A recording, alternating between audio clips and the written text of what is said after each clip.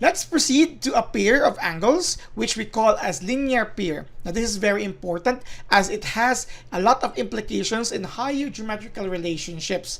Now for two angles to be called a linear pair, it has to satisfy, or they need to satisfy, the following conditions. Number one, they must be adjacent. We already know what are adjacent angles, so please try to review them. And of course, second one is they must form a straight angle. Let's have this illustration here and determine which angles form a linear pair. Let's talk about angle 1 and angle 2. They do not form a linear pair because even if they are adjacent, they do not form a straight angle. This is also true with angle 2 and angle 3.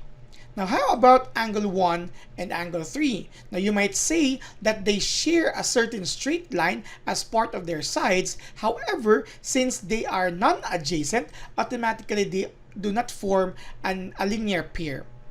We have here angle 3 and angle 4 and angle 4 and angle 5. These are the first pairs of angle that form a linear pair because, as you can see, angle 3 and angle 4 are adjacent and they form a straight angle. This is also true with angle 4 and angle 5. Now, how about angle 1, angle 2, and angle 3? When you look into that, angle 1 and angle 2 are adjacent, angle 2 and angle 3 are adjacent, and all three of them forms a straight angle. But take note, if we say pair, there must be only two angles. And since we have three angles here, they do not form a linear pair. So again, they must be, or the linear pair is a pair of two angles.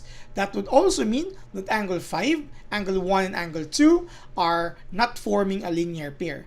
So instead of using angle 1 and angle 2, we can represent it with the larger angle. We have here the yellow colored angle, which is angle 6. Hence, the remaining pair of angles that considered to be a linear pair is angle 6 and angle 3, and angle 5 and angle 6.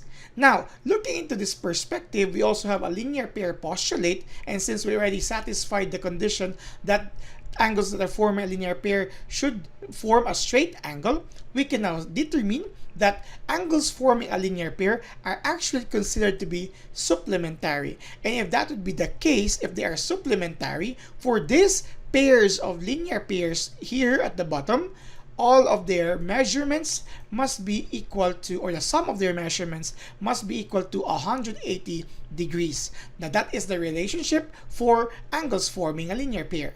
Now we have a lot of examples on our channel. Please try to view them on your own time.